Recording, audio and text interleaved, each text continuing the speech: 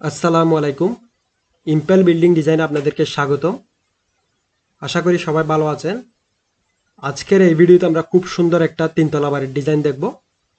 এই বাড়িটার total floor area বা জায়গার পরিমাণ হচ্ছে 1596 স্কোয়ার ফুট, অর্থাৎ লম্বায় দৈর্ঘ্য হচ্ছে 57 ফুট এবং প্রস্থ হচ্ছে 28 ফুট। আর হিসাবটা যদি আমরা শতকে করি তাহলে আমাদের জায়গার পরিমাণটা হবে 3.66 শতক। আর এই হিসাবটা যদি আবার আমরা কাটাই করি তাহলে হবে 2.22 কাটা। তো আপনারা ইতিমধ্যে স্ক্রিনে আমাদের এই তিনতলা বাড়িটির 3D এক্সটেরিয়র ডিজাইন দেখতে পাচ্ছেন। তো প্রথমে আমরা বাড়িটার 3D ডিজাইনটা দেখব, এরপর ইন্টেরিয়রের ফার্নিচার লেআউট এবং প্রত্যেক রুমের মাপজোক সহ সম্পূর্ণ ফ্লোর প্ল্যানটা আমরা বিস্তারিত আলোচনা করব এবং সর্বশেষে এই বাড়িটির ডিজাইনে যেভাবে আছে ওইভাবে শুরু থেকে শেষ পর্যন্ত তিনতলা কমপ্লিট করতে আনুমানিক কত টাকা খরচ হবে সেই খরচের হিসাবটা আমরা জানব। তো প্রথমে আমরা বাড়িটার 3D ভিউটা দেখে নিলাম, বাড়িটার চারপাশ থেকে দেখতে কিরকম হবে, যেমন সামনের, সাইডের, পেছনের এবং টপ ভিউ।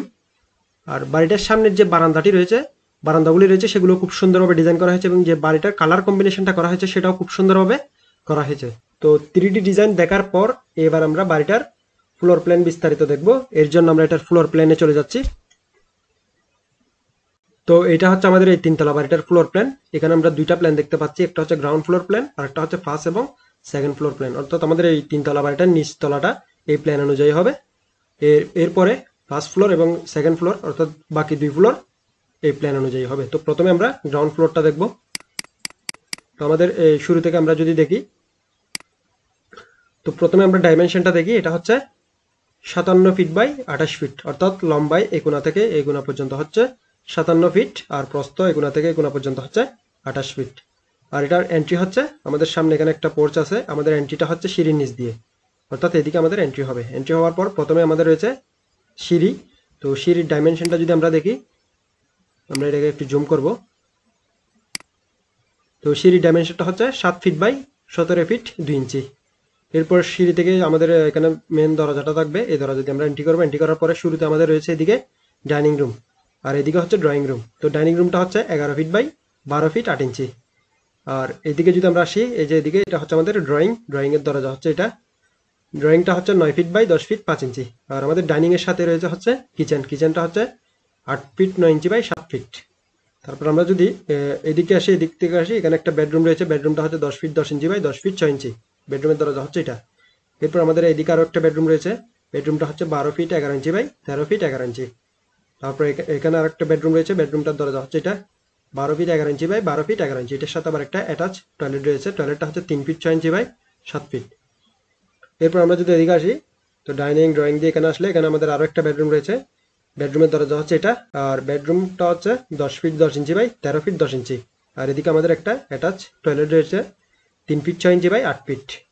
এরপর এদিকে আমাদের আরো একটা বেডরুমটা হচ্ছে 12 ফিট 11 ইঞ্চি বাই 12 ফিট 11 ইঞ্চি। আর এদিকে একটা কমন টয়লেট রয়েছে। কমন টয়লেটটা হচ্ছে 5 ফিট 10 ইঞ্চি বাই 8 ফিট 8 ইঞ্চি।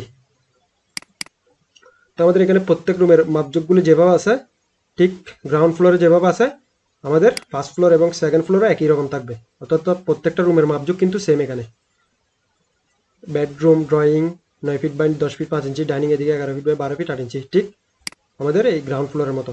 শুধু আমাদের ফার্স্ট ফ্লোর এবং সেকেন্ড ফ্লোরে দুইটা এক্সট্রা হবে। সেটা হচ্ছে এই যে বেডরুমটা আছে, এই বেডরুমটা হচ্ছে 12 ফিট 11 ইঞ্চি বাই 13 ফিট 11 ইঞ্চি। এটার সাথে এই যে দরজা দিয়ে সামনের দিকে একটা ব্যালকনি হবে, এই যে ব্যালকনি এই বেডরুমের সাথে। আবার এইদিকে আরেকটা বেডরুম যেটা আছে একদম এই কোনায়, এই bedroom 10 feet 10 inch by 13 feet 10 inch. এটার সাথেও এই যে দরজা দিয়ে সামনের দিকে একটা ব্যালকনি হবে। এখানে আমাদের ফার্স্ট ফ্লোর এবং সেকেন্ড ফ্লোরের শুধু ব্যালকনিটা, এই দুইটা ব্যালকনি অ্যাড হবে, দুইটা করে। আর বাকি রুমের মাপগুলো সবগুলো সেম থাকবে। তো এটা হচ্ছে আমাদের এই বাড়িটার ফ্লোর প্ল্যান। এবার আমরা আমাদের এই বাড়িটার ডিজাইনে যেভাবে আছে ওইভাবে শুরু থেকে শেষ পর্যন্ত তৈরি করতে আনুমানিক কত টাকা খরচ হবে সে খরচের হিসাবটা আমরা জানবো। এর জন্য আমরা এটার খরচের হিসাবে চলে যাচ্ছি। তো এটা হচ্ছে আমাদের এই তিনতলা বাড়িটা তৈরি করতে আনুমানিক খরচের হিসাব। এই খরচের হিসাবটা বের করার জন্য প্রথমে আমরা ফ্লোর এরিয়া বা জায়গার এরিয়াটা বের করব। ফ্লোর এরিয়া হচ্ছে আমাদের 57 ফিট বাই 28 ফুট। তাহলে আমরা যদি এটা যোগ করি, গুণ করলে আমাদের আসতেছে এরিয়াটা আসতেছে হচ্ছে 1596 স্কোয়ার ফুট। তো এই 1596 স্কোয়ার ফুট থেকে আমরা এখন খরচের হিসাব বের করবো। তো প্রথমে আমরা ফাউন্ডেশন খরচটা বের করবো। ফাউন্ডেশন খরচ যদি প্রতি স্কোয়ার ফিটে আমরা 500 টাকা করে ধরি, তাহলে 1596 স্কোয়ার ফিটের জন্য আসতেছে 7,98,000 টাকা।